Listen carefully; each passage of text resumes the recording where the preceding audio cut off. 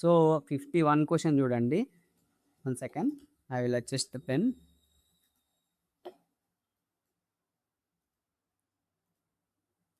Okay. 51 question చూడండి.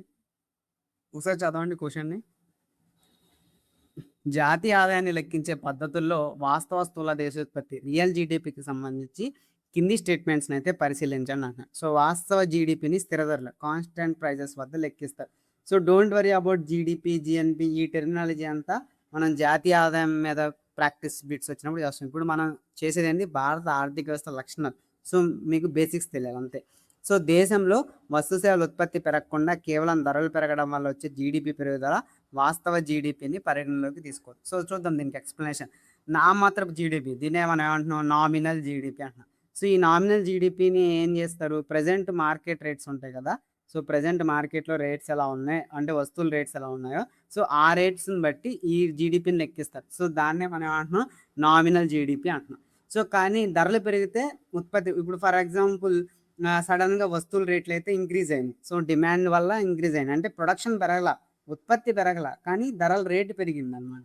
So ఉత్పత్తి పెరగకపోయినా GDP అంటే ధరల రేట్లు పెరగడం వల్ల ఈ మనం ప్రజెంట్ రేట్స్ దగ్గర చేస్తున్నాం. So for example KG onions 20 rupees దగ్గర ఉన్నప్పుడు మనం నామినల్ జీడీపీ లెక్కించాం 20, మీకు అర్థం అవడానికి చెప్తున్నా, 20 జీడీపీ అనుకుందాం.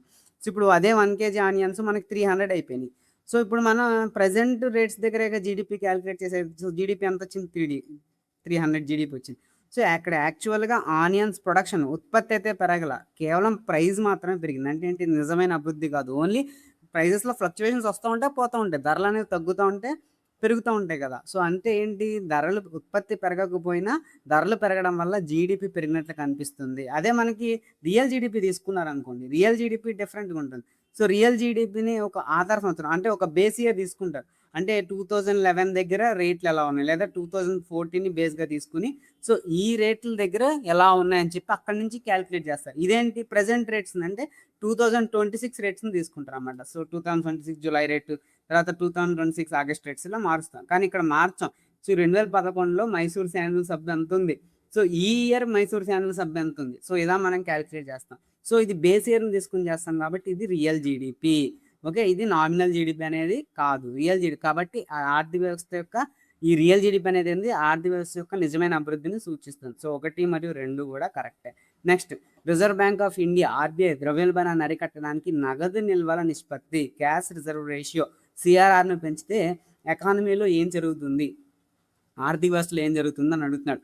సో వాణిజ్య బ్యాంకులు తమ వద్ద ఉన్న మొత్తం డిపాజిట్లో కొంత శాతాన్ని ఆర్బీఐ వద్ద నగదు రూపంలో, ఫర్ ఎగ్జాంపుల్ వాణిజ్య బ్యాంకులో 100 రూపాయలు ఉన్నాయి అనుకుందాం, ఇందులో 10% ఆర్ 20% రిజర్వ్ బ్యాంక్ దగ్గర ఉంచాలి. సో 20% ఏంటంత 20 రూపీస్ రిజర్వ్ బ్యాంక్ దగ్గర దాయాలన్నమాట. సో దీన్నే మనం ఏమంటున్నాం, సిఆర్ఆర్ అంటాం అనమాట.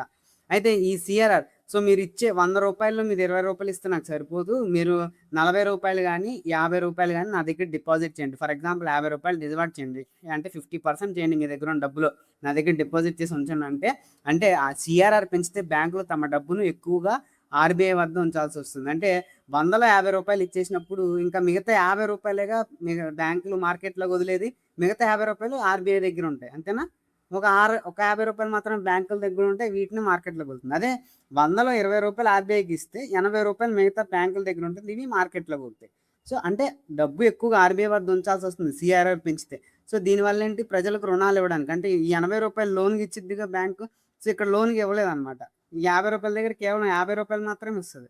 అదే 80 రూపాయలు ఇచ్చే లోన్ 50 రూపాయలు. సో మీకు అర్థమైంది అనుకుంటున్నా కాన్సెప్ట్. ఇక్కడ 50% క్యాష్ ఆర్బీఐ దగ్గర ఉంచేస్తే 50 రూపాయలు మాత్రమే లోన్ ఇవ్వగలదు. కానీ ఇక్కడ 20% ఆర్బీఐ దగ్గర నుంచి మిగతా 80 రూపాయలు మార్కెట్లోకి తీసుకొస్తుంది లోన్స్ ఇవ్వడం వల్ల, సేవింగ్స్ ఇలా అనమాట. సో దీనివల్ల ప్రజలకు లోన్లు ఇవ్వడానికి డబ్బులు తగ్గిపోయి ద్రవ్యోల్బణం అయితే అదుపులోకి వస్తుంది. సో ఆన్సర్ ఏంటి, బి. బ్యాంకుల రుణ దాన సామర్థ్యం తగ్గిపోయి మార్కెట్ ద్రవ్య సరఫరా అనేది తగ్గుతుంది అనమాట. నెక్స్ట్, భారత రాజ్యాంగంలో ఏ ఆర్టికల్ ప్రకారం కేంద్ర రాష్ట్రాలు మధ్య పన్నుల ఆదాయ పంపిణీ చేయడానికి ఆర్థిక సంఘం ఫైనాన్స్ కమిషన్ అనేది ఏర్పాటు చేయబడింది. సో భారత రాష్ట్రపతి ప్రతి 5 సంవత్సరాలకు ఒకసారి కానీ లేదా ఆయన అవసరం అని భావించినప్పుడు ఆర్టికల్ 280, సో ఈ ఆర్టికల్ 280 కింద ఫైనాన్స్ కమిషన్ అయితే ఏర్పాటు చేస్తాడనమాట. సో ఈయన ఏర్పాటు చేసిన ఈ ఫైనాన్స్ కమిషన్ ఏం చేస్తుంది, కేంద్రం వసూలు చేసే పన్నుల్లో రాష్ట్రాలకి ఎంత వాటా ఇవ్వాలి అంటే వర్టికల్ హారిజాంటల్ డివాల్యూషన్ అని ఉంటుంది. సో, ఈ ఆధారాలంగా ఈ విభజన ఆధారంగా ఈ ఫైనాన్స్ కమిషన్ అనేది కేంద్రం ఏ రాష్ట్రానికి ఎంతెంత వాటా ఇవ్వాలనేది నిర్ణయిస్తుందనమాట. ఓకే. సో, ఆన్సర్ వచ్చేసి ఏ ఆర్టికల్ 280. నెక్స్ట్ క్వశ్చన్, పారిశ్రామిక ఉత్పత్తి సూచి ఇండెక్స్ ఆఫ్ ఇండస్ట్రియల్ ప్రొడక్షన్ ఐఐపిలో 8 కీలక రంగాలకు అంటే కోర్ సెక్టర్కు దాదాపు 40% వెయిటేజ్ ఉంటుంది. సో, ఈ 8 రంగాల్లో అత్యధిక వెయిటేజీ కలిగిన రంగం ఏది అని అడుగుతున్నారు. సో, ఐఐపి కోర్ సెక్టార్‌లో అత్యధిక వెయిటేజీ రిఫైనరీ ఉత్పత్తులకు ఉంది. అంటే పెట్రోలియం రిఫైనరీ. ఎందుకు మన దేశంలో ఎక్కువ వాడేదేంటి? పొద్దున్న లేస్తే మనకు కావాల్సిన పెట్రోలే, రైట్? మనం ట్రావెల్ చేయాలన్నా, మనకు కావాల్సిన వస్తువులు ఆన్‌లైన్ డెలివరీ పెడితే మనకు కావాల్సిన వస్తువులు మన దగ్గర రావాలన్నా ఫ్యూయల్ అనేది కావాలి. అంటే రిఫైనరీ మీద ఎక్కువ ప్రాధాన్యం అనేది వెయిటేజ్ అనేది ఉంటుంది. సో, ఎంతుంది ఈ రిఫైనరీ ప్రొడక్ట్స్‌కి 28.04% అనేది ఉంది. సో, ఆ తర్వాత స్థానాల్లో ఏమున్నాయి వరుసగా? తర్వాత మనకి ఎక్కువ అవసరమైతే కరెంటు, ఉక్కు, బొగ్గు, ముడి చమురు, సహజ వాయువు, సిమెంటు మరియు ఎరువులైతే ఉన్నాయి. సో, రిఫైనరీ ఉత్పత్తులు, petroleum and refinery products. Okay. Next question, నిర్మాణాత్మక నిరుద్యోగం స్ట్రక్చరల్ అన్‌ఎంప్లాయ్‌మెంట్‌కి ప్రధాన కారణం ఏంటి అంటున్నారు. సో, ఆర్థిక వ్యవస్థలో ఉత్పత్తి విధానాలు లేదా సాంకేతిక పరిజ్ఞానం మారినప్పుడు కార్మికుల వద్ద ఉన్న పాత నైపుణ్యాలు కొత్త ఉద్యోగాలకు పనికిరావు. ఫర్ ఎగ్జాంపుల్ ఇప్పుడు అదేగా జరుగుతుంది. ఇప్పుడు కొత్త స్కిల్ ఏమొచ్చింది? ఏఐ వచ్చింది. సో, ఏఐ రాకపోవడం వల్ల ఏమవుతుంది? చాలామంది ఏఐ స్కిల్స్ రాకపోవడం వల్ల బీటెక్ విద్యార్థులకు కోర్సులు బీటెక్ కంప్లీట్ చేసిన జాబ్ రావడం లేదు. ఆల్రెడీ ఎక్స్పీరియన్స్ క్యాండిడేట్స్‌కి ఏఐ స్కిల్స్ లేకపోవడంతో వాళ్ళని టెర్మినేట్ చేస్తున్నారు. సో, ఫర్ ఎగ్జాంపుల్ ఉదాహరణకు కంప్యూటర్లు రాకతో టైప్ రైటర్లు నడిపే వారికి ఉద్యోగాలు పోవడం ఇలాంటివన్నమాట. సో, దీన్నే మనం ఏమంటున్నాం స్ట్రక్చరల్ అన్‌ఎంప్లాయ్‌మెంట్, నిర్మాణాత్మక నిరుద్యోగం అంటారు. సో, భారతదేశంలో ప్రధానంగా మనకు కనిపించే నిరుద్యోగ రకం కూడా ఇదే. ఓకే. మార్కెట్‌లో అందుబాటులో ఉన్న ఉద్యోగాలకు మరియు నిరుద్యోగులకు ఉన్న నైపుణ్యాలకు అంటే మిస్ మ్యాచ్ ఆఫ్ స్కిల్స్ ఉండడం వల్ల ఈ స్ట్రక్చరల్ అన్‌ఎంప్లాయ్‌మెంట్ అనేది వస్తుంది. నెక్స్ట్ క్వశ్చన్ చూడండి, వస్తు సేవల పన్ను మండలి జీఎస్టీ కౌన్సిల్‌కి సంబంధించి సరైన స్టేట్మెంట్ ఏది అంటున్నాడు. సో, ఇది రాజ్యాంగబద్ధమైన సంస్థ. అంటే ఇది కాన్స్టిట్యూషనల్ బాడీ. దీనికి భారత ప్రధానమంత్రి అధ్యక్షత వహిస్తారు. కౌన్సిల్ నిర్ణయాలు మెజారిటీ 3/4 వంతు ఓట్ల ద్వారా తీసుకోబడతాయి. చూద్దాం. సో, జీఎస్టీ కౌన్సిల్ అనేది మనకి article very very important article 279A. So, ఈ ఆర్టికల్ 279A ప్రకారం ఏర్పడిన ఒక రాజ్యాంగబద్ధ సంస్థ అమ్మ ఇది. ఓకే. వెరీ గుర్తుంచుకోండి. జీఎస్టీ కౌన్సిల్ అనేది రాజ్యాంగబద్ధ సంస్థ. కానీ దీనికి ప్రధానమంత్రి కాదు, కేంద్ర ఆర్థిక మంత్రి యూనియన్ ఫైనాన్స్ మినిస్టర్ అధ్యక్షత వహించడం అయితే జరుగుతుంది. సో, అన్ని రాష్ట్రాల ఆర్థిక మంత్రులు కూడా ఇందులో సభ్యులుగా ఉండడం అనేది జరుగుతుంది. సో, ఆన్సర్ ఏంటి మనకి 1 మరియు 3 మాత్రమే. నెక్స్ట్, కేంద్ర బడ్జెట్‌లో మూలధన రాబడులు క్యాపిటల్ రిసిప్ట్స్ అంటే ఏంటి? సో, ఏ రాబడులైతే ప్రభుత్వానికి అప్పును సృష్టిస్తాయి, బారోయింగ్స్ లేదా ప్రభుత్వ ఆస్తులను తగ్గిస్తాయి, అంటే ఆస్తుల అమ్మకం, డిస్ఇన్వెస్ట్‌మెంట్. సో, ఏ కంపెనీలు అయితే లాస్‌లో ఉంటాయో, సింపుల్‌గా చెప్పాలంటే ఏ పిఎస్యు అయితే లాస్‌లో ఉంటుందో, సో, వాటిని మనం ఏమంటున్నాం మూలధన రాబడులు అంటాం. సో, పన్నులు మరియు లాభాలు అనేవి రెవెన్యూ రాబడులు. సో, ఈ పిఎస్యుస్ లాస్‌లో ఉన్న పిఎస్యుస్‌ని మనం మూలధన రాబడులు అంటాం. సో, ఆన్సర్ ఏంటి మనకు ప్రభుత్వం చేసే అప్పులు మరియు ప్రభుత్వ ఆస్తుల అమ్మకం ద్వారా వచ్చే ఆదాయం. ఓకే. నెక్స్ట్, భారత చెల్లింపుల శేషం సో బ్యాలెన్స్ ఆఫ్ పేమెంట్స్ బీఓపిలో క్యాపిటల్ అకౌంట్ కిందకు రానిదేది? సో, సేవల ఎగుమతులు మరియు దిగుమతులు, వస్తువుల వాణిజ్యం మరియు ప్రవాసులు పంపే రెమిటెన్స్‌లు అన్నీ కరెంట్ అకౌంట్ కిందకి వస్తాయి. సో, మనం చేసే ఎగుమతులు అవనివ్వండి, దిగుమతులు అవనివ్వండి, అలాగే మనం చేసే ట్రేడ్స్, ఇంటర్నేషనల్ ట్రేడ్స్ అవనివ్వండి, అలాగే మన ఎన్ఆర్ఐస్ పంపే డబ్బు. సో, ఇవన్నీ కూడా మనకి కరెంట్ అకౌంట్ కిందకి వస్తాయి. అప్పులు, పెట్టుబడులు, డిపాజిట్లు, మూలధన ఖాతా వీటన్నిటిని అప్పులు, మనకున్న అప్పులు కానీ, ఇన్వెస్ట్మెంట్స్ కానీ, ఇవన్నీ కూడా మూలధన ఖాతా కిందకు వస్తాయన్నమాట. ఓకే. ఆన్సర్ ఏంటి డి. సాఫ్ట్వేర్ సేవల ఎగుమతుల ద్వారా వచ్చే ఆదాయం. సో, డిపెండెన్సీ రేషియో అంటే ఆర్థిక పరిభాషలో ఏంటి అంటున్నాడు. సో, మొత్తం జనాభాలో ఆర్థికంగా ఉత్పత్తి చేయని పిల్లలు, సో చిన్నపిల్లలు ఉంటారు. సో, వాళ్ళేంటి పనులు చేయలేరు. సో, వాళ్ళ ఉత్పాదకత ఉండదు. అలాగే వృద్ధులు. సో, వీళ్ళిద్దరు ఏంటంటే డిపెండెన్స్ అనమాట. తల్లిదండ్రుల మీద ఆధారపడతారు. వృద్ధులైతే పిల్లల మీద ఆధారపడతారు. సో, పనిచేసే వయసున్న జనాభా కాకుండా మిగతావన్నీ మనం డిపెండెన్స్ రేషియో అంటాం. సో, ఈ నిష్పత్తి ఎక్కువగా ఉంటే దేశంలో అభివృద్ధి తక్కువగా ఉన్నట్టు. సో, ఈ నిష్పత్తి తక్కువ ఉంటే దేశానికి డెమోగ్రాఫిక్ డివిడెంట్ అంటే ఆర్థిక అభివృద్ధికి ఎక్కువగా అవకాశం ఉన్నట్లు అనమాట. సో, శ్రామిక జనాభా అంటే 15-64 ఏళ్ళతో పోల్చితే పని చేయని వయసులో ఉన్నవారు అంటే 0-14 మరియు 65+ వయసు ఉన్న నిష్పత్తిని మనం డిపెండెన్స్ రేషియో అంటాం అనమాట. Okay.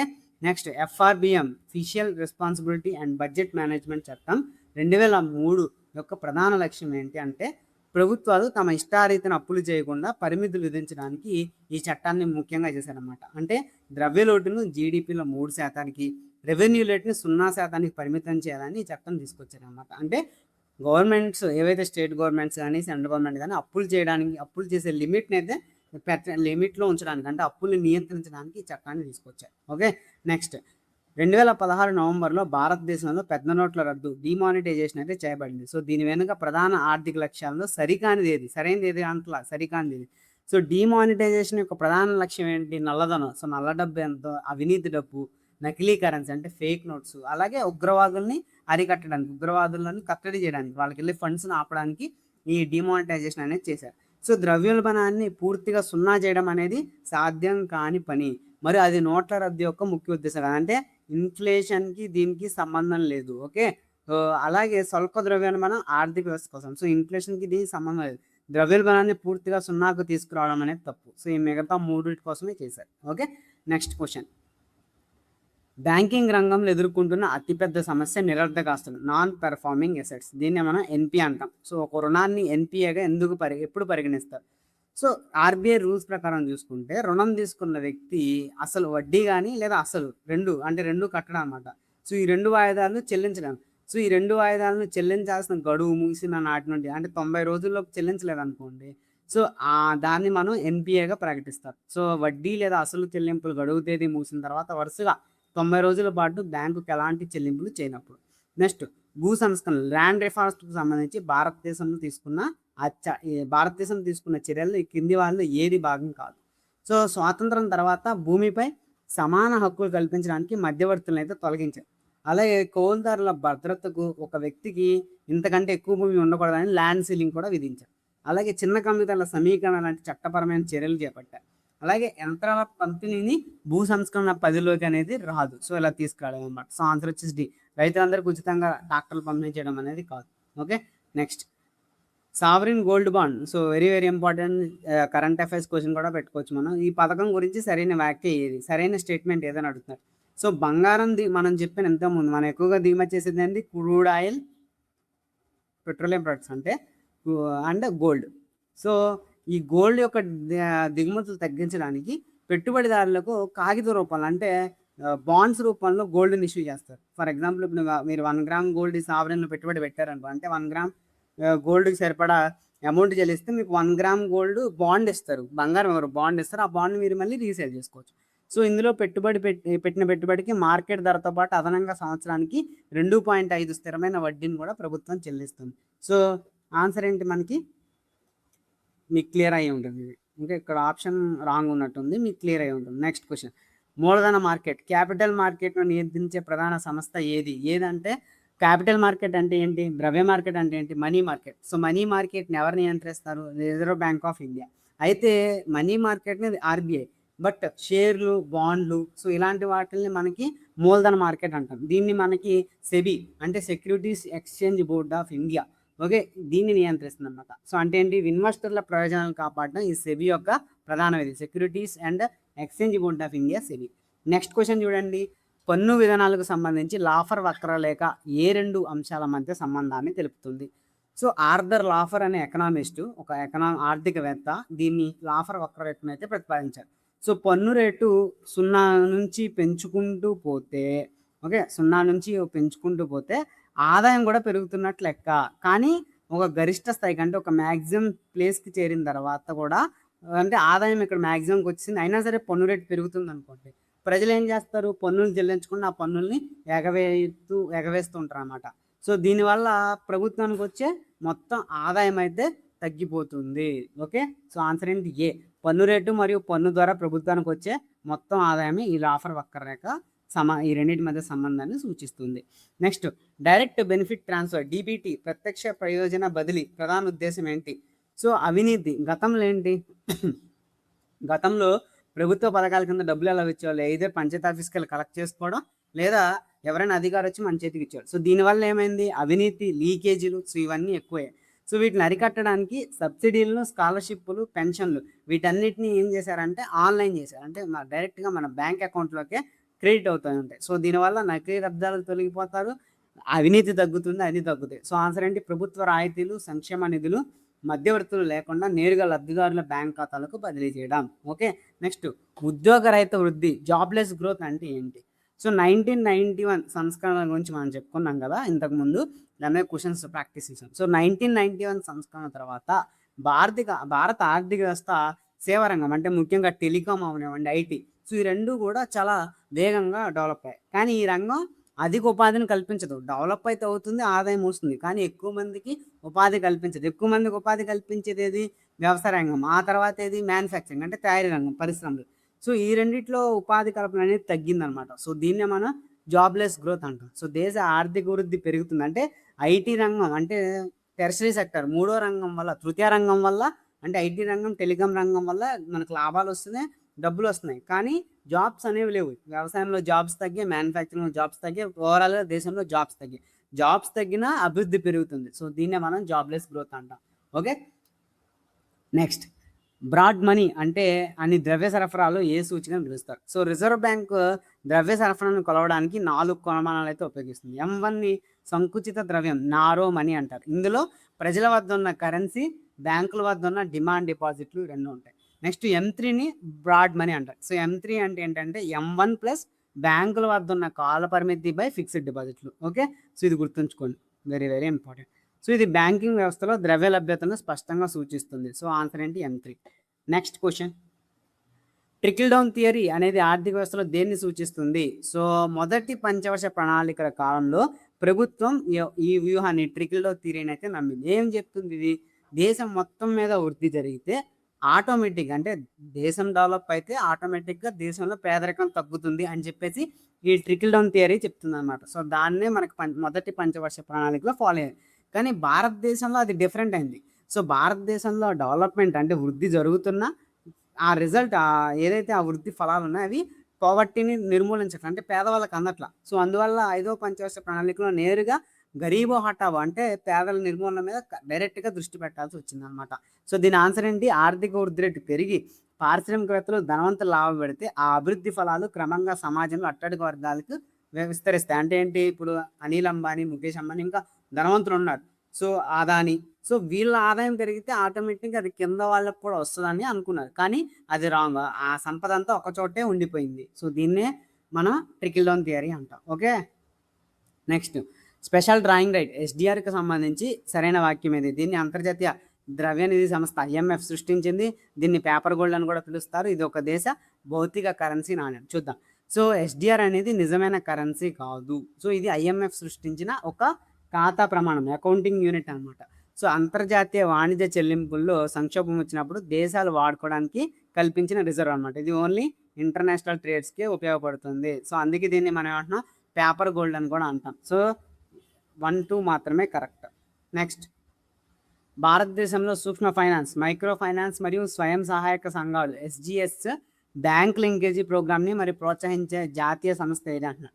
So, national bank for agriculture and rural development NABARD. ఇది 1992-93లో భారతదేశంలో SHG bank linkage program pilot program అనేది స్టార్ట్ చేసింది. SHG అంటే ఏంటి? డ్వాక్రా గ్రూప్స్ అనుకోండి సింపుల్‌గా అదే. రైట్? మీకు తెలుసు కదా SHG అంటే సెల్ఫ్ హెల్ప్ గ్రూప్స్ అంటే డ్వాక్రా గ్రూప్సే. మీకు తెలుసు కదా డ్వాక్రా గ్రూప్స్ గురించి అందరికీ.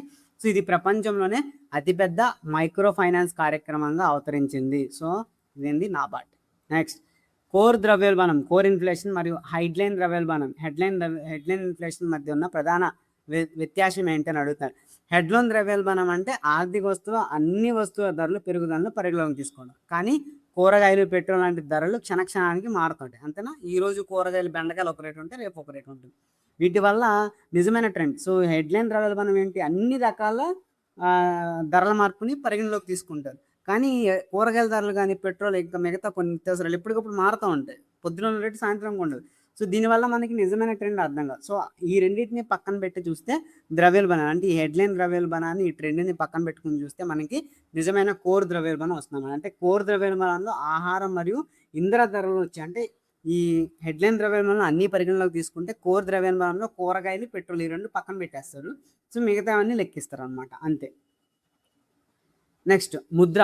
ముద్ర అంటే ఏంటి? Micro units development and refinance agency. ఈ ముద్రా బ్యాంక్ యొక్క ప్రధాన ఉద్దేశ్యం ఏంటి అంటే ముద్రా యోజన కింద వీధి వ్యాపారులు ఉంటారు కదా! వాళ్ళకి, చిన్న చిన్న కిరాణా షాపులు నడుపుకునే వాళ్ళకి, అలాగే చిన్న చిన్న వర్క్షాపులు నడుపుకునే చేతి వృత్తుల వారికి వీళ్ళందరికీ కూడా 50,000 వరకు లోన్ ఇస్తారు. దాన్ని శిశువు లోన్ అంటారు. తర్వాత ఆ 50,000 తీర్చేస్తే తర్వాత కిషోర్ లోన్ వస్తది 5,00,000 వరకు. తర్వాత తరుణ్ లోన్ ఇస్తారు 10,00,000 వరకు. అంటే 3 దశల్లో గ్యారంటీ లేకుండా బ్యాంకుల ద్వారా రుణాలు ఇస్తారనమాట. సో, ఎలాంటి పూచీకత్తు ఇవ్వలేని చిన్న, సన్నకారు వ్యాపారులకు స్వయం ఉపాధి పొందుతున్న వారికి సులభంగా రుణాలు అందించిన. నెక్స్ట్ అవస్థాపన రంగం ఇన్‌ఫ్రాస్ట్రక్చర్‌లో ప్రభుత్వ, ప్రైవేట్ భాగస్వామ్యం పీపీపీ కింద బాట్ మోడల్ అంటే ఏంటని అడుగుతున్నాడు. So, build, operate and transfer నిర్మించు, నిర్వహించు అండ్ బదిలీ చేయి. ఏంటిది? ఈ విధానంలో ప్రైవేట్ సంస్థ తన సొంత ఖర్చుతో ఒక రోడ్డుని లేదా ప్రాజెక్ట్‌ని నిర్మిస్తుంది. సో, తర్వాత నిర్ణీత కాలం పాటు ఆ రోడ్డుని నిర్మించడానికి ఎంతైతే కాస్ట్ అయిందో ఆ కాస్ట్‌ని రికవర్ చేసుకుంటానికి ఒక టోల్‌నైతే పెడతారనమాట. సో, ఆ కాల పరిమితి తర్వాత ఆ రోడ్డు పూర్తిగా ప్రభుత్వానికి ఇచ్చేస్తారు. మీకు అర్థమైంది కదా! ఇప్పుడు టోల్ ప్లాజా ఎలా వర్కౌట్ అవుతాయో, టోల్ ప్లాజా వాళ్ళు ఏం చేస్తారు, ఆ సంస్థ ఏం చేస్తది, రోడ్డు అయితే నిర్మిస్తది. సో, రోడ్ నిర్మించిన తర్వాత టోల్ వసూలు చేస్తది. ఆ టోల్ అంటే వాళ్ళు రోడ్ నిర్మించడానికి మొత్తం ఖర్చంతా వచ్చేసిన తర్వాత సో, వాళ్ళేం చేస్తారు, ఆ టోల్ ప్లాజాని క్లోజ్ చేసుకుంటారు. అలా అనమాట. నెక్స్ట్ 76వ క్వెషన్ చూడండి ఒకసారి. 11వ మరియు 12వ పంచవర్ష ప్రణాళిక ప్రధాన ఇతివృత్తం థీమ్ ఈ కింది వాళ్ళలో దేని పేర్కొనొచ్చు. సో, 11వ ప్రణాళిక థీమ్ మనం తీసుకుంటే వేగవంతమైన మరియు సమ్మిళితమైన వృద్ధి వైపు కాగా, 12వ ప్రణాళిక ఏంటి మనకి వేగవంతమైన, సుస్థిరమైన మరియు సమ్మిళితమైన అంటే faster, sustainable and more inclusive growth అనమాట. సో, ఆన్సర్ అండి మీకు సమ్మిళిత వృద్ధి. ఫైనల్‌గా 2 థీమ్స్ ఏంటి, inclusive growth. Next reserve bank lender of last resort. Lender of last resort అని ఎందుకు పిలుస్తారు? రిజర్వ్ బ్యాంక్‌ని లెండర్ ఆఫ్ లాస్ట్ రిసార్ట్ అని ఎందుకు పిలుస్తారు? సో, ఒక బ్యాంకు దివాలా తీసే పరిస్థితికొచ్చి ఏ ఇతర బ్యాంకులు కూడా దానికి అప్పు ఇవ్వని ఆపత్కాల పరిస్థితుల్లో ఆ బ్యాంకు డిపాజిటర్ల ప్రయోజనాల దృష్ట్యా రక్షించడానికి ఆర్‌బీఐ సో, ఫైనల్‌గా అప్పిచ్చే బ్యాంక్‌గా వ్యవహరిస్తుందనమాట. సో, వాణిజ్య బ్యాంకులు తీవ్రమైన ద్రవ్య సంక్షోభంలో ఉన్నప్పుడు మరెక్కడా నిధులు లభించని పరిస్థితుల్లో ఆర్‌బీఐ వాటికి రుణాలు ఇచ్చి ఆదుకుంటుంది కాబట్టి. ఓకే. నెక్స్ట్ క్వెషన్ చూడండి. వ్యవసాయ రంగంలో ఈ నామ్ అంటే ఏంటి? గతంలో కొన్ని వందల సార్లు అడిగిన క్వెషన్ ఇది. సో, రైతులు కేవలం స్థానిక ఎంపీఎస్‌సి అంటే ఏపీఎంసీ మార్కెట్‌లోనే కాకుండా అంటే ఈ ఏపీఎంసీ మండీల మీద ఆధారపడకుండా దేశంలో ఏ ప్రాంతంలో ఉన్న వ్యాపారికైనా మధ్యవర్తులు లేకుండా తమ పంటను ఆన్‌లైన్ ద్వారా అమ్ముకోవడానికి కేంద్ర ప్రభుత్వం ప్రవేశపెట్టిన ఎలక్ట్రానిక్ ఫండింగ్ ఏమన్నా ఈ నామ్ అంటున్నాం. అంటే ఇక్కడ చూడండి ఆన్సర్ ఏంటి బి. రైతులు తమ పంటలకు దేశవ్యాప్తంగా ఎక్కడైనా మంచి ధర వచ్చేలా ఆన్‌లైన్‌లో అమ్ముకోవడానికి ఏర్పాటు చేసిన జాతీయ వ్యవసాయ market network national agriculture market. Next జాతీయ ఆహార భద్రతా చట్టం 2017 national food security act NFS గురించి అడుగుతున్నాడు క్వెషన్. ఏంది? ఆహారాన్ని ఒక చట్టబద్ధమైన హక్కుగా మార్చిన చట్టం ఏదంటే మనకి ఎన్ఎఫ్ఎస్. సో, దీని ద్వారా మనకి బియ్యం ప్రజా పంపిణీ వ్యవస్థ తెలుసు కదా మీకు, పీడీఎస్ అంటాం.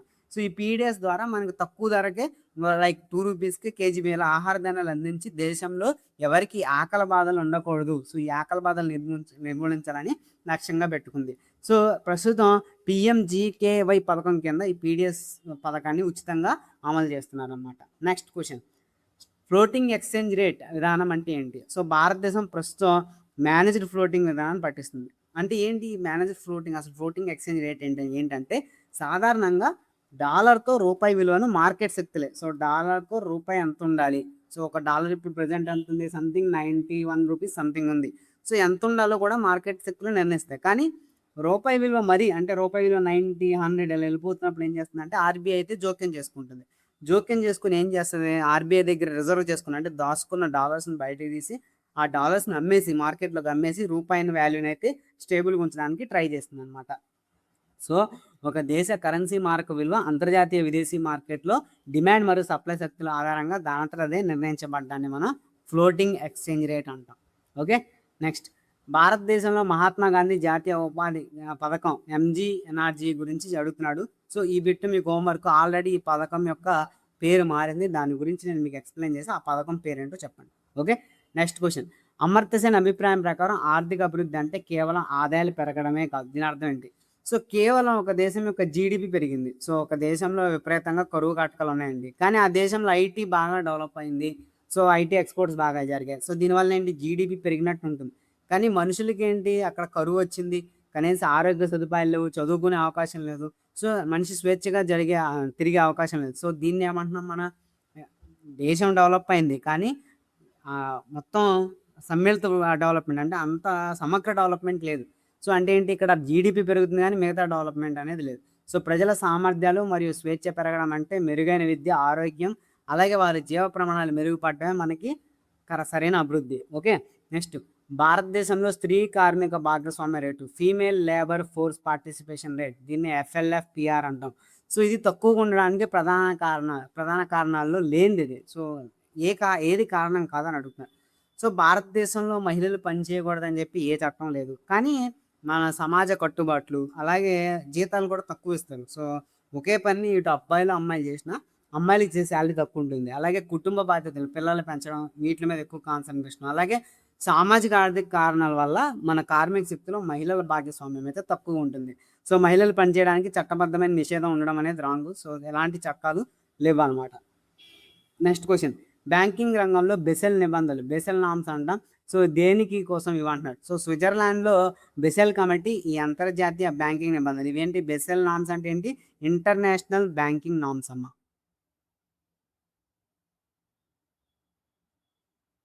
ఓకే. ఇంటర్నేషనల్ బ్యాంకింగ్ నామ్స్ ఎవరు చేసేది? స్విట్జర్లాండ్లో బెసెల్ కమిటీ రూపొందించింది. సో ఒకవేళ బ్యాంకులు ఇచ్చిన అప్పులు తిరిగి రాక ఎన్పిఎస్ నష్టాలు వస్తే ఆ నష్టాలను తట్టుకోవడానికి బ్యాంకులు తమ సొంత మూలధనాన్ని కొంత శాతం పక్కన పెట్టాలని ఈ నిబంధనలు అయితే చెప్తున్నాయి. సో బ్యాంకులు సంక్షోభంలో పడకుండా ఉండడానికి వాటి వద్ద ఉండే రిస్క్ ఆధారిత ఆస్తులకు తగ్గట్టుగా కనీస మూలధనాన్ని, క్యాపిటల్ ఎడిక్వెన్సీ రేషియో నిర్వహించాలన్నమాట. నెక్స్ట్, గినీ గుణకం. గినీ కోఎఫిషియంట్ విలువ 0 అయితే దాని అర్థం ఏంటి? సో గినీ కోఎఫిషియంట్ 0 నుంచి 1 వరకు ఉంటుందని చెప్పుకున్నాం. సో 0 అంటే సంపూర్ణ సమానత్వం, అంటే అందరి వద్ద సమానం, ఈక్వల్గా ఉంటుంది సంపద, డబ్బు ఈక్వల్గా ఉంటుంది, ధనవంతులు పేదలు అనేది ఉండదు, అందరూ ఈక్వల్గా ఉంటారు. కానీ 1 అంటే ఏంటి? అసంపూర్ణం అనమాట. అంటే ఉన్నత వర్గం, అంటే ఎక్కువ మంది ధనవంతులు ఉంటారు, పేదవాళ్ళు ఉంటారు. అంటే దేశ సంపద అంతా ఒక వ్యక్తి చేతిలోనే ఉంటుంది. సో కాబట్టి 0కి దగ్గరగా ఉంటే గినీ గుణకం అనేది 0కి దగ్గరగా ఉండాలి ఎప్పుడు కూడా. సో ఆన్సర్ ఏంటి? దేశంలో సంపూర్ణ ఆదాయం అంటే సమానత్వం ఉందని అనగా అందరి ఆదాయం ఒకటే, అంటే అందరి దగ్గర ఆదాయము ఈక్వల్గా ఉందని చెప్తుంది అన్నమాట. నెక్స్ట్ క్వశ్చన్ చూడండి, భారతదేశంలో ఆత్మనిర్భర్ భారత్ ప్యాకేజ్ యొక్క ప్రధాన ఉద్దేశం ఏంటి? సో కోవిడ్-19 సమయంలో మనకు తెలుసు ప్రధాని మోదీ ప్రకటించిన ఈ ఆత్మనిర్భర్ ఉద్దేశం ఏంటంటే విదేశాల మీద ఆధారపడడం తగ్గించాలి. అంటే ఫారిన్ కంట్రీస్ నుంచి చేసుకునే వస్తువులను దిగుమతిని తగ్గించుకుని మనమే ఎక్కువగా ప్రొడక్షన్ చేసుకోవాలి, మన దగ్గర ఉత్పత్తి అయిన వాటిని ఎక్కువ కొనుక్కోవాలి. దీన్ని ఏమంటున్నాం? వోకల్ ఫర్ లోకల్ అంటున్నాం. అంటే మనమే ఉత్పత్తులను తయారు చేసుకునే సామర్థ్యాన్ని పెంపొందించుకోవడం. సో ఇది మూసివేసిన ఆర్థిక వ్యవస్థను కోరుకోదు, ప్రపంచ పోటీకి అయితే సిద్ధం చేస్తుంది. ఏంటి ఆన్సర్ ఏంటి ఇక్కడ? దేశ స్వావలంబన దిశగా నడిపిస్తూ స్థానిక తయారీని ప్రోత్సహించడం మరియు ప్రపంచ సరఫరా వ్యవస్థలో గ్లోబల్ సప్లై చైన్లో భారత్ని బలోపేతం చేయడం. నెక్స్ట్ క్వశ్చన్ చూడండి, భారతదేశంలో వ్యవసాయదారుల ఆత్మహత్యలకు ప్రధాన ఆర్థిక కారణం ఏది? సో భారతదేశంలో వ్యవసాయం మీద ఇన్కమ్ ట్యాక్స్ అంటే ఆదాయపు పన్ను అయితే లేదు. కానీ భారతదేశ వ్యవసాయాన్ని ఏమని పిలుస్తారు? ఋతుపవనాలతో ఆడే జూదం అంటారు. మీకు జాగ్రఫీ వస్తుంది. సో ఎందుకని? వర్షాధారం, ఇక్కడ వర్షాలు పడితేనే పంటలు పండుతాయి. సో ఇన్పుట్ ఖర్చులు, విత్తనాలు, ఎరువులు, ఈ రేట్లు ఎక్కువగా ఉంటాయి. అలాగే బ్యాంకులు కూడా టయానికి లోన్స్ ఇవ్వవు. అలాగే వడ్డీ వ్యాపారుల నుంచి వడ్డీకి డబ్బులు తీసుకొస్తారు, అధిక వడ్డీలు, అంటే రైతులు అప్పులు ఊబిలో పడిపోతారు అన్నమాట. సో ఇదే మనకి ఆత్మహత్యలకు ప్రధాన కారణం. సో అతివృష్టి, అనావృష్టి, అసలు వర్షాలు పడితేనేమో వరదలు వచ్చి పంటలు కొట్టుకుపోతాయి. అనావృష్టి అంటే అసలు వర్షాలు పడక పంటలు పండవు. సో ఈ అతివృష్టి, అనావృష్టి వల్ల పంటలు దెబ్బతినడం, గిట్టుబాటు ధర లేకపోవడం మరియు సంస్థాగత రుణాలు, బ్యాంకుల అప్పుల కన్నా అధిక వడ్డీకి ప్రైవేట్ వడ్డీ వ్యాపారుల వద్ద అప్పులు చేసి రుణగ్రస్తులు కావడం. ఓకే. నెక్స్ట్ క్వశ్చన్, 2011 జనాభా లెక్కల ప్రకారం భారతదేశంలో అత్యధిక అక్షరాస్యత రేటు ఉన్న రాష్ట్రం మరియు అత్యల్ప అక్షరాస్యత ఉన్న రాష్ట్రం ఏది? సో 2011 సెన్సస్ ప్రకారం కేరళ రాష్ట్రం 94%తో అత్యధిక అక్షరాస్యత రేటు నమోదు చేయగా, బీహార్ రాష్ట్రం వచ్చేసి 61.8%తో అత్యల్ప అక్షరాస్యత రేటును అయితే కలిగింది.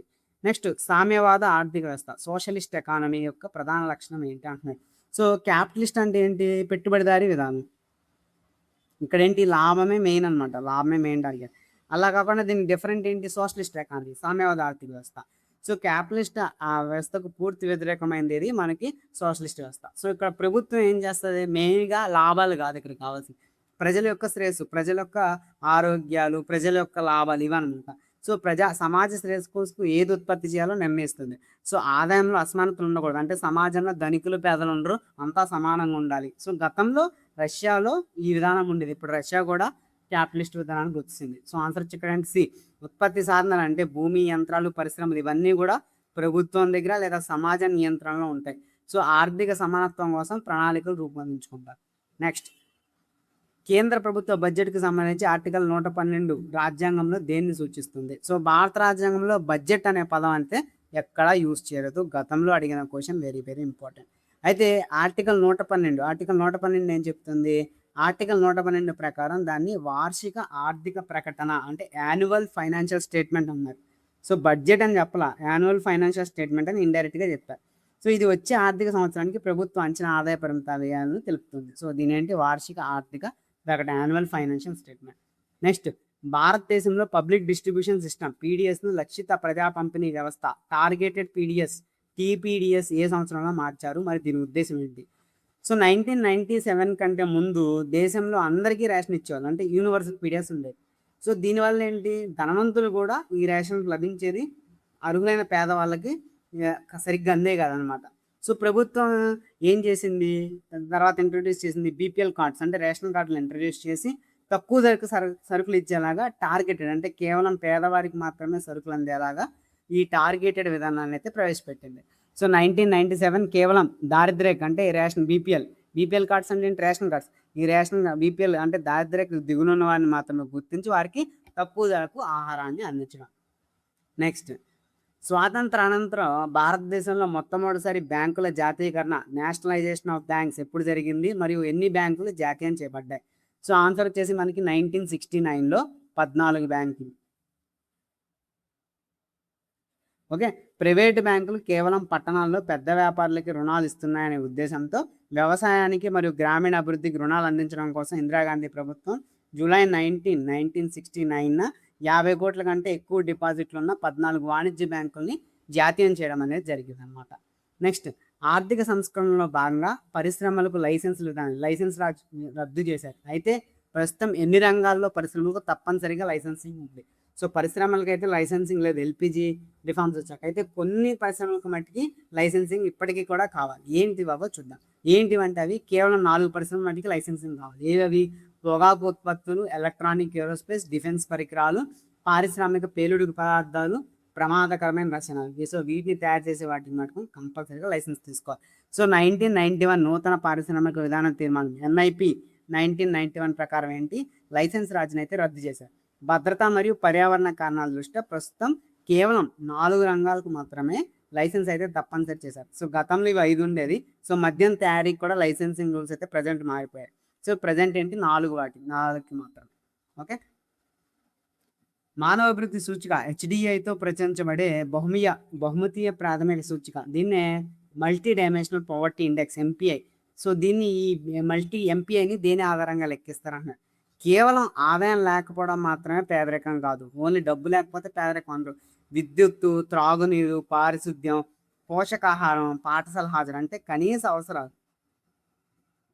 ఈ కనీస అవసరాలు లేకపోయినా పేదరికం బహుమతీయ ప్రాథమికం అంటే ఎంపీఐగా పరిగణిస్తారు. ఓపీహెచ్ఏ మరియు యుఎన్బిడిపి ఈ ఎంపీఐని లెక్కిస్తాయి అనమాట. సో నీతి ఆయోగ్ భారతదేశానికి, నీతి ఆయోగ్ వచ్చేసి ఇండియాకి ఎంత ఉంది ఎంపీఐ అని చెప్పి లెక్కలు కూడా రిలీజ్ చేస్తుంది. అంటే విద్య, ఆరోగ్యం మరియు జీవన ప్రమాణాలు అనే 3 కోణాల్లో ఉన్న 10 సూచికలను తీసుకొని ఈ ఎంపీఐని అయితే లెక్కిస్తారు. ఓకే, కనీస మద్దతు ధర ఎంఎస్పితో పాటు వార్తలు నిలిచే ఎఫ్ఆర్పి అంటే ఫెయిర్ అండ్ రెమ్యునరేటివ్ ప్రైస్ ఏ పంటకు వర్తిస్తుంది? సో ఆహార ధాన్యాలు మరియు ఇతర పంటలని మన కేంద్ర ప్రభుత్వం చెప్పుకున్నాం. సిఎసిపి సిఫార్సుల మేరకు కేంద్ర ప్రభుత్వం ఎంఎస్పి అంటే మినిమం ప్రైస్ అంటే కనీస మద్దతు ధర అయితే ప్రకటిస్తుంది. కానీ చెరుకు రైతుల మట్టికి చక్కెర మిల్లులు చట్టబద్ధంగా చెల్లించాల్సిన కనీస ధర FRP fair and remunerative price అని అయితే ప్రకటిస్తారు. Very important. షుగర్ కేన్, భారతదేశ జనాభా పరిణామ క్రమంలో డెమోగ్రాఫిక్ డివిడెండ్ ఎంతకాలం పాటు అందుబాటులో ఉంటుందని అంచనా? సో ఐక్యరాజ్య సమితి జనాభా అనేది యుఎన్ఎఫ్పిఏ ప్రకారం భారతదేశము డెమోగ్రాఫిక్ డివిడెండ్ అంటే ఏంటి? 15 నుంచి 65 సంవత్సరాల మధ్య గల జనాభా అంటే పని చేయగల శక్తి అన్నమాట ఇది. సో ఈ శ్రామిక జనాభా అవకాశం 2005లో స్టార్ట్ అయింది మనకి. అంటే ఈ డెమోగ్రాఫిక్ డివిడెండ్ మనకి ప్రజెంట్ ఎక్కువగా ఉందన్నమాట. సో 2055 వరకు మన దేశానికి తిరుగులేదు, 2050 వరకు. సో అత్యున్నత స్థాయిలో కొనసాగుతుంది. ఆ తర్వాత జననాల రేటు తగ్గి వైద్య సదుపాయాల పట్ల వృద్ధుల సంఖ్య పెరిగి పెరిగిపోతుంది. అంటే ఇప్పుడు ప్రజెంట్ జపాన్ ఏ స్టేజ్లో ఉందో మనం కూడా 2050 టయానికి మన దేశంలో కూడా వృద్ధులు ఎక్కువైపోయి పనిచేసే వాళ్ళు తక్కువ అవుతారు. ఎందుకంటే జననాల రేటు తగ్గిపోతుంది. ఆల్రెడీ జననాల రేటు నెగిటివ్లో ఉంది ఇండియాలో. నెక్స్ట్, మేక్ ఇన్ ఇండియా కార్యక్రమం యొక్క ప్రధాన లక్ష్యం ఏంటి? సో సెప్టెంబర్ 2014 సెప్టెంబర్లో ఈ మేక్ ఇన్ ఇండియా ప్రోగ్రామ్ అయితే స్టార్ట్ చేశారు. సో దీని యొక్క ముఖ్య లక్ష్యం ఏంటి? ఎఫ్డిఐ అంటే ఫారెన్ ఇన్వెస్ట్మెంట్స్, అంటే విదేశీ పెట్టుబడులను దేశంలో ఆకర్షించడం. సో ఇలా దేశంలోకి ఆకర్షించి దేశంలో పెట్టుబడులు పెట్టించి ఇండియాను ఒక ప్రపంచ హబ్గా, గ్లోబల్ మ్యానుఫ్యాక్చరింగ్ హబ్గా తయారు చేయడం అనమాట. సో దీనివల్ల నిరుద్యోగాన్ని, అంటే ఇలా పెట్టుబడిని తీసుకొచ్చి ఉద్యోగ అవకాశాలు కల్పించాలని చెప్పి గవర్నమెంట్ లక్ష్యంగా పెట్టుకుంది. సో దేశ జీడిపిలో తయారీ రంగం, మ్యానుఫ్యాక్చరింగ్ వాటాను 16% నుండి 25% పెంచడం మరియు 100 మిలియన్ అదనపు ఉద్యోగాలను సృష్టించడం. ఓకే, నెక్స్ట్ క్వశ్చన్ చూడండి. విదేశీ వ్యాపారంలో $1 ఎన్ని డాలర్లు వస్తాయి అని మార్కెట్ శక్తిలో నిర్ణయించడాన్ని ఏమంటారు? ఇందాక చెప్పుకున్నాం ఇది. ఇందాక ఏం చెప్పుకున్నాం చెప్పండి? Exchange rate. ఎక్స్ప్లెనేషన్ కావాలని అర్థమైపోతుంది. నెక్స్ట్, వస్తు సేవల పన్ను జిఎస్టీ కింద మినహాయించబడిన జిఎస్టీ పరిధిలోకి రాని ప్రధాన వస్తువులండి. జిఎస్టీ పరిధిలోకి రాని వస్తువులు ఉన్నాయి కదా, పరిధిలోకి రాని వస్తువులు ఏంటి అంటున్నారు. సో రాష్ట్ర ప్రభుత్వాల ఆదాయానికి ఇవే ప్రధాన వనరులు. అంటే ఎందుకు పరిధిలోకి రావు? జిఎస్టీ మెయిన్ సోర్స్ ఏది? సెంట్రల్ గవర్నమెంట్కి వెళ్తుంది. సెంట్రల్ గవర్నమెంట్ తర్వాత అది సెంట్రల్ గవర్నమెంట్ స్టేట్స్కి డివైడ్ చేస్తుంది, అంతేనా? కానీ ఇక్కడ కొన్ని వస్తువులు ఉంటాయి. సో ఈ వస్తువుల వల్ల స్టేట్స్కి మ్యాక్సిమం ఇన్కమ్ వస్తుంది. అందుకే వాటిని జిఎస్టీ పరిధిలోకి తీసుకురాలేదు. ఏంటి అవి? ఆల్కహాల్ మీద, ఓకే, పెట్రోల్ ఉత్పత్తులు మరియు ఆల్కహాల్ మీద జిఎస్టీ వేయలేదు. సో వాటి మీద పాత పద్ధతిలోనే మనకి వ్యాట్ని అయితే వసూలు చేస్తున్నారు. సో ఆన్సర్ ఏంటి మనకి ఇక్కడ? పెట్రోల్ ఉత్పత్తులు అంటే క్రూడ్ ఆయిల్, పెట్రోల్, డీజిల్, అదేవిధంగా మద్యం. సో వీటి మీద జిఎస్టీ అనేది లేదు, వీటి మీద స్టేట్సే వ్యాట్ వసూలు చేస్తాయి. నెక్స్ట్, భారతదేశ నీతి ఆయోగ్లో నీతి పూర్తి రూపం ఏంటి అని అడుగుతున్నారు. ప్రణాళిక సంఘం స్థానంలో మనకి జనవరి 1, 2015 national institution for transforming India NITI Aayog అయితే స్థాపించారు.